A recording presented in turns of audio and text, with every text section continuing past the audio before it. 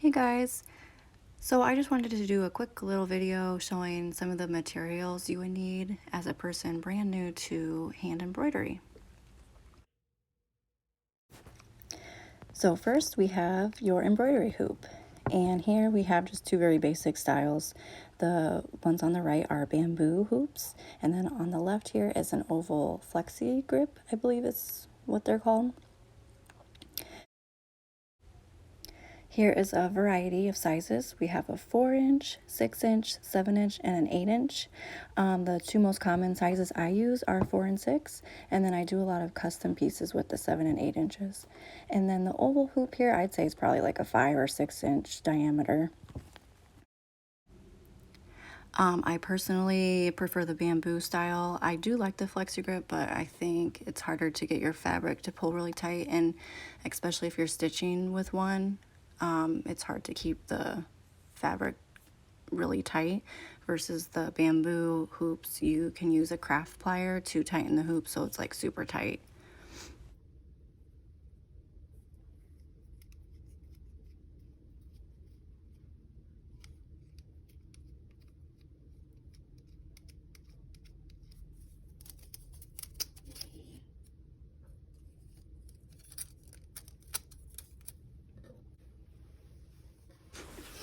Okay, next is your fabric.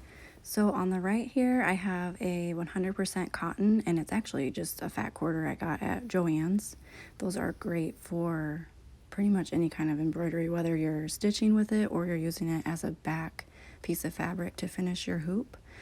Yeah, I love them. Super easy and quick, yep. And then on the left here is a linen cotton blend, and I pretty much use this for everything.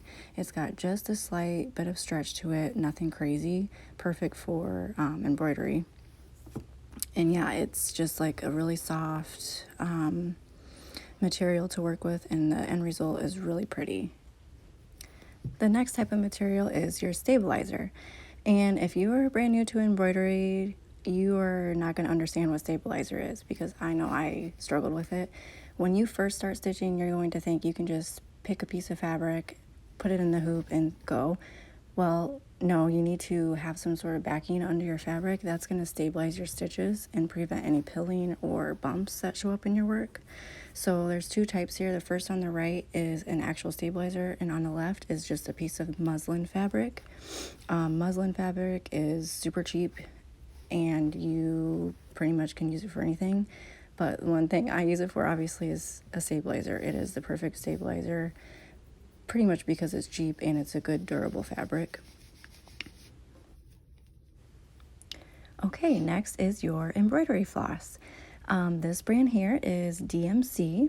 This is probably one of those popular brands you will find out there. Great quality floss. Each strand that you pull out has 6 smaller strands combined into it, if that makes sense. So you'll see on embroidery patterns, artists will say, okay, I suggest using 3 strands for this stitch, or I suggest using 6 strands for the French knot stitch. So that is where you would pull apart the number of strands out of each floss pull. It's kind of confusing until you actually do it. And one hack I will tell you is always pull your embroidery floss from the side of the floss with the number on it, not the other side. That way it'll pull out perfectly every time. This box here is a different brand of embroidery floss called UMC Stag, I believe.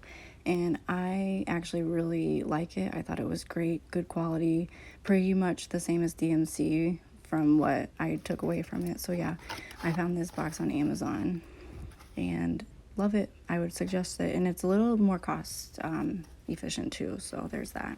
Okay, next, your embroidery needle.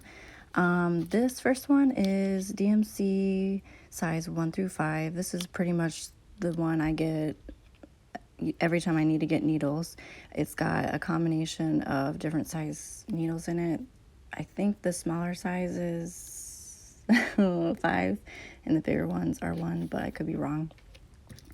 And then this next one is same brand. These are size 5, it looks like.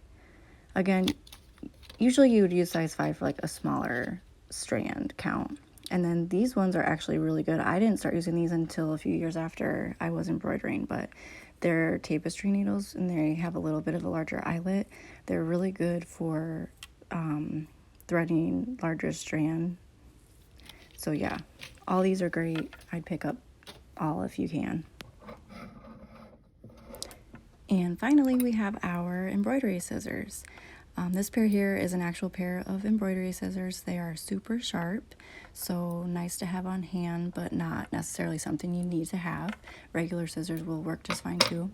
These here are fabric cutting scissors. One piece of info in case you didn't know, you should never use your fabric scissors on things like paper. And then these are craft pliers. I love these. I use them at the end of every project. After I re-hoop everything, I tighten the hoop pretty much as tight as I can get it with these. I don't have the most, the best grip strength, so these really help me get the hoop as tight as I need it. Thank you guys for watching. If you stuck it through to the end with me, I know this was really painful for me to record, so I'm probably sure it's even more painful to listen to. So again, thank you, and I hope you learned something new today. Thanks.